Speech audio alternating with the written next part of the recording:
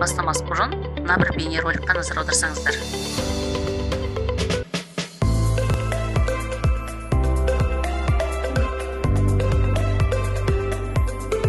Солай емес пе? Енді ойды жүйелесек. БЖБ мен ТЖБ, емтихан, алтын белгі,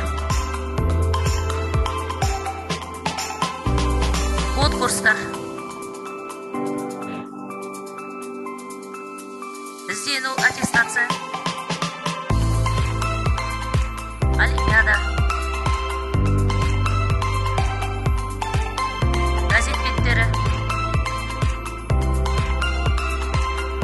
магистратура, докторантура, байланыс неде? Қалай ойлайсыздар, әріптестер? Зерттеу жұмысының басымдықтары мен осы бейнероликтің басымдықтары неде деп ойлайсыздар? Қандай байланыс бар? Бүгінгі тақырыпта біз өздеріңіз білесіздер, зерттеу жұмыстарының басымдықтары, зерттеу әдістері, жалпы қалай жазу керек? Өздеріңіз көріп отырсыздар, жалпы мектептегі барлық жұмыстар осы ғылыми жобаға әкеледі.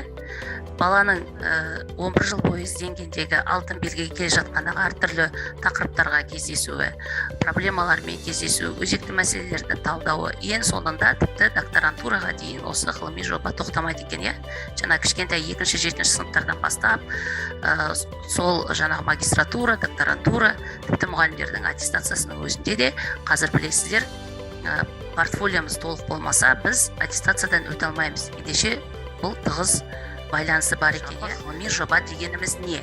Кім жауап береді? Зерттеу, белгілі бір тақырыпты алғаннан кейін соңына зерттеу. Енді жалпы ғылыми жоба дегеніміз, өздеріңіз көріп тұрсыздар, табиғатта кездесетін белгілі бір құбылысты зерттеу, немесе осы құбылыстың қоғамға пайда келерлік жолдарын іздестіру, арнайы құрылғы құрастыру арқылы табу екен, Енді сіз оқушымен сол жобаны бастамас бұрын, оқушымен міндетті түрде дайындалып алғаныңыз жөн.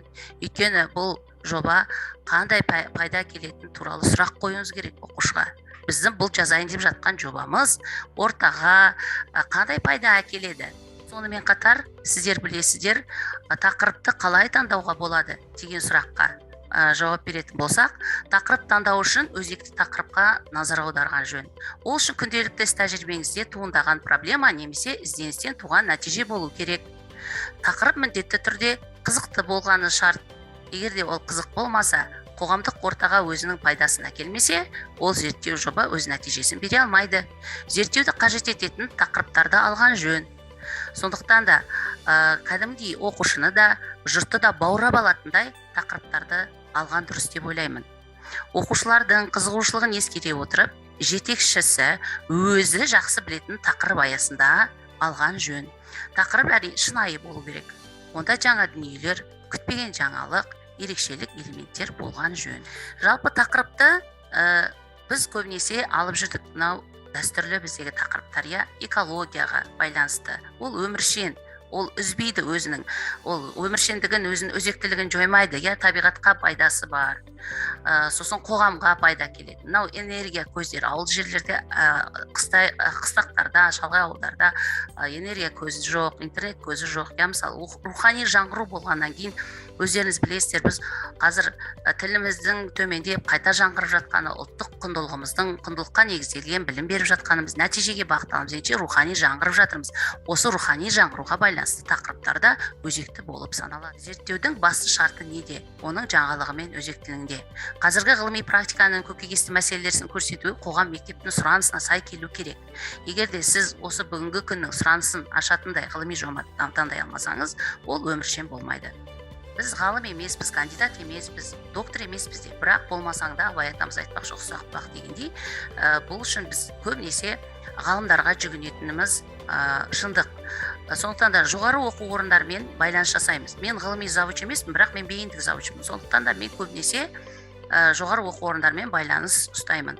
Сол байланыстың арқасында жұмыстарымызды зерттеуге мүмкіндік аламын, және жұмыстарымызға сол ғалымдардан пікір алып, жөнде деген тұстарын жөндеп, ары қарай тереңдетуге мүмкіндік аламын. Енді сіздерге сұрақ.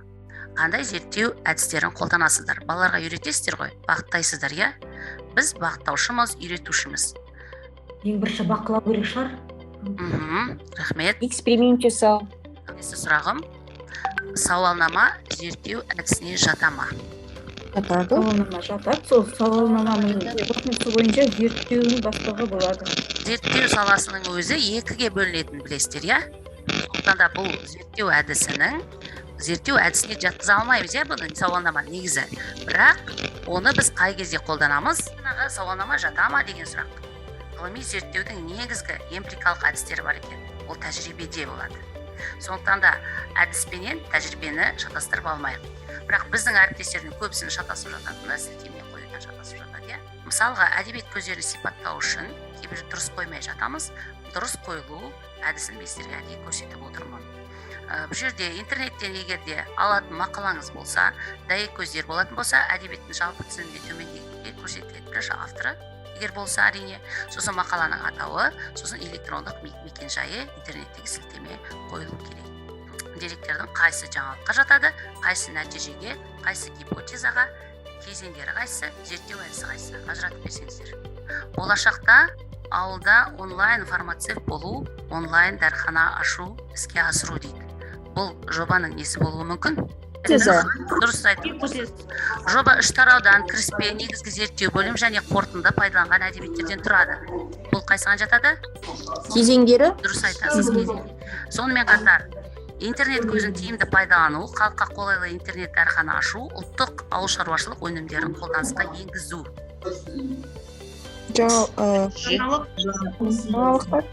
Ұлттық бренд өзектілігін айқындаймын, онлайн дәріхана ашамын және бизнес жоспар құрамын, платформа құрамын, онлайн фармацевт боламын. Нәтиже? Сыныптастарының арасында онлайн аптека бойынша не жүргізген? Дұрыс, тәжірибе жүргізген. Тәжірибе жүргізген. Енді басқа жобаларға да келетін болсақ, бізде республика шығып жүрген жобалар өте көп. Соның ішінде міне тағы да тіл саласындағы, әдебиет саласындағы жоба. Мына жерде 7-ші сыныптың оқушысының жұмысы ертөстікпенен әдісін пайдаланып тұр да? Еріншектер еліндегі айырмашылыққа тоқталған. Қазір анау әжелер, Бауыржан Момышұлының айтады ғой, қазір мен балаларына ертегі айтпайтын әжелерден шошимын деп. Себебі біз ұлттық құндылығымыздан ажырап қалдық қой. Сонда балаларға көбінесе сотка планшетті беріп қоямыз, бірақ өзіміз әже бола тұра, ана бола тұра, баламызға ертегі айтпаймыз. Өзекті ма? Өзекті, иә? Сондықтан да, ал енді бізді кезінде әжелеріміз, аналарымыз ертегімен өсірді емес пе? Сонда қазақтың төл ертегісін көрген баланың бойында қандай қасиет болады? Ал еріншектер еліндегі Роби, жаңағы шұқалақ қыздың, Стефани шұқалақ қыздың бойынан қандай мінез алады? Ал біздің қазақ қыздарының таққан шашбауының сыңғыры естілмеген дейді. Ендеше міне осы жерден біз өзіміздің ұлттық құндылықты жаңалқып алып шығып тұрмыз, иә? Негізі республикалық кезең биылғы халықаралық стандарт негізінде өтті.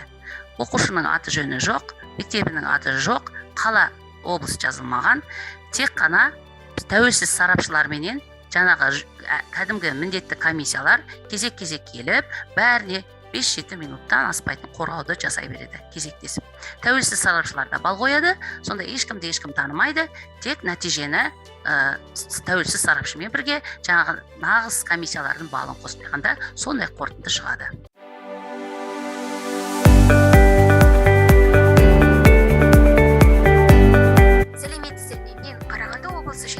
Жамбыл Ақтыбаев атындағы мектеп гимназиясының 11-ші сынып оқушысы Саят Айнира. Бүгінгі сіздерге ұсынып отырған жобамның тақырыбы эссе жанрының құрылымды ерекшеліктері. Қазіргі таңда талапқа сай эссе жаза білу ол да бір үлкен өнер әрі заман талабы.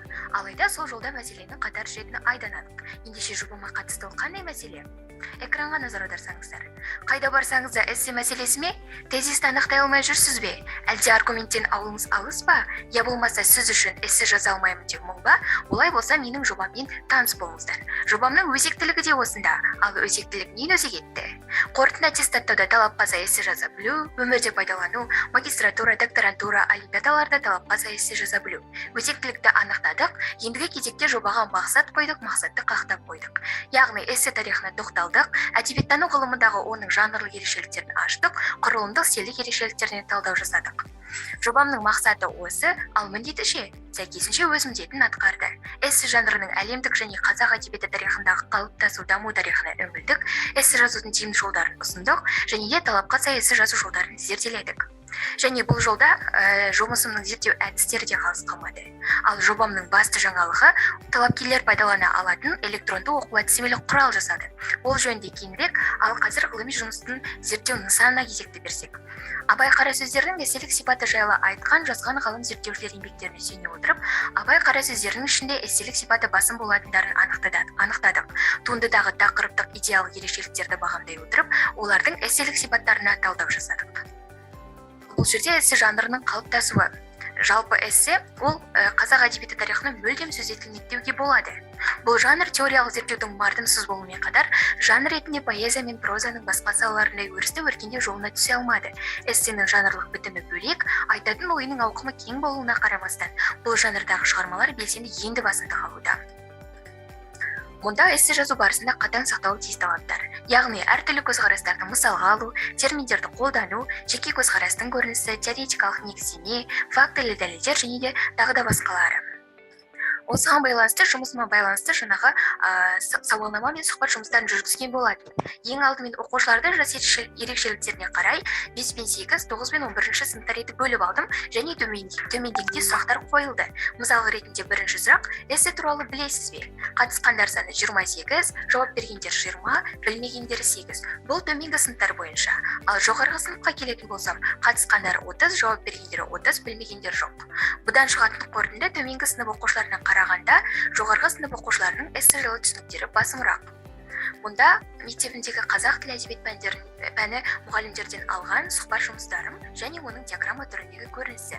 Ендігі кезекте жобамның әдістемесіне кезекті берсем, бұл әдістемелік құралым 5 бөлімнен тұрады.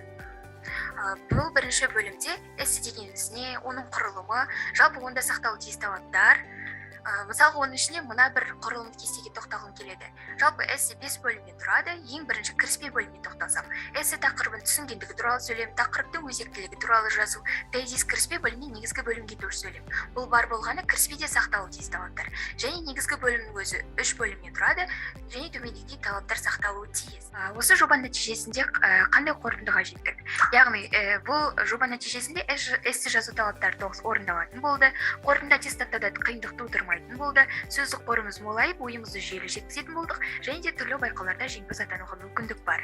Қорытындылай келе, эссе мәтіндерінің құрылымдық стильдік ерекшеліктерін ашу мақсатында мәтіндерге талдау жасадық. Қорытынды аттестаттауда олимпиадаларда эссе жазудан қорықпайтын болдық. Талапкерлер мен мектеп оқушыларына арнап электронды көмекші құрал әзірлеп жасадық. Енді ұсыныс: мектеп оқушыларына эссе жазу курсы 5-ші сыныптан бастап енгізілсе, білім және ғылым министрлігі тарапынан құрылымдық кестеге салынған сапалы талапкерлерге көмек ретінде эсселер жинағы басылып шықса, және де назарларыңызға рахмет. Сіздер жүргізген семинардан алған әсерлеріңізді попс формуласына салып, кері байланыс берсеңіздер, тіпті ауызшада, жазбашада, чатта беруге болады. Семинар өте сәтті өтті. Себебі мен өзім білмей жүрген біраз сұрақтарға жауап алдым.